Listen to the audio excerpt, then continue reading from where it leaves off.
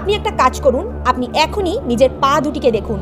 হ্যাঁ, এখনই দেখুন। দেখে নিয়েছেন জেনারেলি 5 রকমের পায়ের শেপ থাকে: Egyptian, Roman, Greek, Germanic, Celtic.